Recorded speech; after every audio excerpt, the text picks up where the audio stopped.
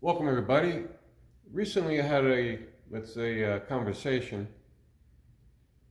Uh, we were talking with a few people. Pedro was there. There were some other uh, delivery drivers as well. Real Talk with Roy was there. And we pretty much kind of agreeing that the whole situation of what's going on, the issues that's going on with the base pay and pretty much how we get paid for offers. And we picked on pretty much on Doordash as an example. But pretty much this applies to most of the gig apps. So we are 80 or 90%, let's say, agreeing to have, let's say, how we get paid for these offers as we get the delivery fee. There'll be no tips. So what was the answer? The answer was a $10 delivery fee, which includes everything, because you know how they have delivery fee, service fee. So let's not call it a delivery fee, let's call it the delivery service. That includes everything. You know, every customer that orders, we get paid $10. And DoorDash makes everything from the restaurant. And customers don't have to tip. Yeah, there's going to be some sacrifices. The whole thing with the Dash Pass and all that, we are paying for the Dash Pass for what we get paid as a base pay. That's how these companies can afford to give customers Dash Pass. We are paying for it. How are we paying for it? By minimizing the pay to the delivery drivers, that money that they save from paying drivers to do the job, they're giving it deals to the customers as a Dash Pass. That's how that works.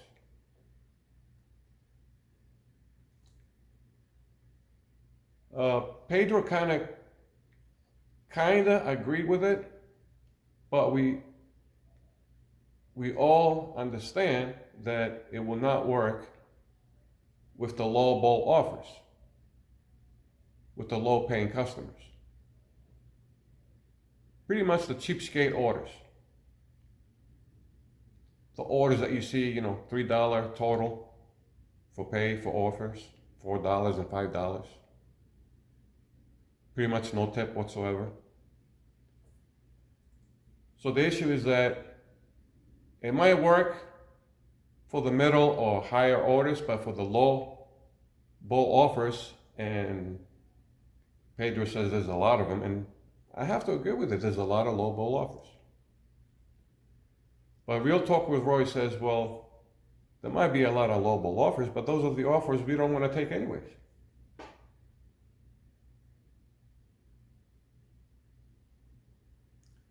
So let's say that gets implemented.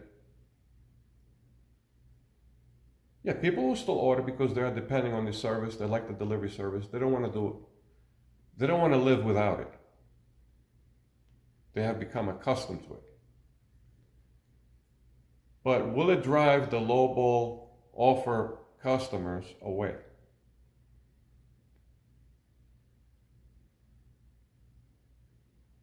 And is DoorDash or any other company want to lose those lowball offer customers? We as drivers, we don't care, but the companies might care for it. There's a difference. So that's let's say something to come up with something some kind of different way of going about it. But for the most part, we do agree that the customers that do tip, and they don't have to tip, and they just pay the $10 for the delivery service, that pretty much covers the tip and everything. They would have tipped anyways. I'm talking about the customers that would tip, which is the middle and the higher customers. We're putting the customers in tiers. Well, Doordash already has put customers and drivers into tiers. So the middle and high customers, they would have tipped anyway. So when they're looking at the $10, it's not like they're just paying $10 and they're paying a tip too on top of it. They don't have to pay a tip. So they can see it as, well, I'm paying a $10 delivery service, but I don't have to tip. I would have tipped if the delivery service was only charging me $5 and I was going to throw in a $5 tip. I'm still paying $10. Now I don't have to tip. I'm still paying $10. It's just, instead of adding the tip the way it was before in a delivery service, now the whole thing is just a delivery service fee and no tip. Like I said, the only thing that's going to bother is the low ball offer customers, which drivers don't have an issue with that. They don't want them. Is how can we come up with a solution? The companies can come up with some kind of solution on this type of matter for the low ball offer customers. I think that's the one thing that we need to come up with a solution. And if we can figure that out, then this can work. Other than that, we are seeing what's going on. Few people are doing it. And certain markets are doing okay, but for the most part, we have a lot of content creators. They're going out there in the field. They're showing you videos. They're in their car. They're driving. They're showing you their offers they're receiving from Doordash and Uber Eats. And they're peanuts. They're peanuts. $3 and $4 and $5 for 10, 15, and 20 miles. It's ridiculous. Yes, we know there are a few people out there that are doing okay with the Doordash and Uber Eats in certain markets. But it was fewer people before that they were struggling with the apps. Now, the majority of the drivers, because we're seeing it. We're seeing it in a massive scale in a lot of content creator channels on YouTube. And we have a lot of new ones that have come out recently, and they're showing you their trips, they're showing you what they're paying, they're telling you how long they're waiting for offers. So one of the drivers says, well, he's not looking for a handout, he's not asking for a handout. It's not that we're asking for a handout, it's that in my specific market, this is how much you need to make per hour to survive, which has changed for the past, let's say, 4 years. Well, let's say after COVID. I came down here pre-COVID. It was fine. The rents were cheap, gas was cheap, food cost was cheap, services were cheap. It was fine. And it was fine for pretty much most of the country pre-COVID, except with the cities, the big cities like, New York City, Los Angeles, Miami, big cities. Chicago, the big cities. But at least the surrounding areas pre-COVID, they were cheap. Cost of living was fine. And we were getting a lot more offers because the economy was better. It wasn't that bad. Now it's like An example, I live in a small, dinky, little ass town that they think they're God's gift. They think they are like Beverly Hills. While we're seeing in California that's saying that the automotive service industry there, they say they can charge up to $175 an hour, but that's California, because we know California is expensive. This little ass dinky town in the middle of a freaking desert with cactuses, they want to charge $200 an hour for labor. Labor rates, $200 an hour to work on your car. And I'm not in a big city. I'm not in a big metropolitan area. I'm in a little ass dinky town.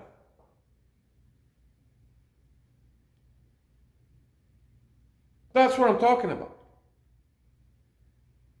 And the payouts are worse, and the offers that are coming in are less in the frequency. You have to wait longer now to receive offers. They're hired, and people talking about why don't you get a W-2 job. You know how many people got laid off on W-2s, and they're doing this now? The W-2 sector is scary right now. Massive layoffs. What are those people are doing? They're doing Doordash, Uber Eats, Instacart, Spark. That's what they're doing right now. I'm seeing them. I talked to a few of them the other day. Oh, I just started last week. Another girl? Oh, I started today. And a few other ones I'm looking around. You know that I cannot get an afternoon schedule for some days now? Certain days now in the week, I can't get a schedule for the afternoon. I didn't have any issue. Now I do because they hired so many people now. There's no room. And it's slow as molasses as far as offers go. And now they're hiring more people. Adding more gasoline to the fire. I mean, so getting back to what a good pay option is for independent contractors, I think I kind of agree with that. The total will be a $10 service fee. It goes to the driver, and whatever they make, the companies, they make from the restaurants, 100% whatever they make from the restaurants. Because you need to ask yourselves, how many customers do DoorDash serves per hour? Millions of customers get served per hour. They're making millions of dollars per hour. I know there's expenses. They got to pay for servers and leases and employees, which the employees overseas, they're paying them dirt cheap. Okay? But they are making millions of profits per hour.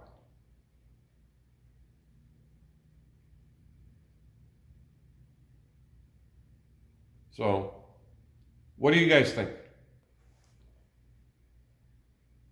And the way things are right now, I know a lot of people don't like legislation, but the way things are right now, it has gotten so out of control that maybe we need the legislation to come in and kind of like a common ground for everybody, for companies and drivers as well.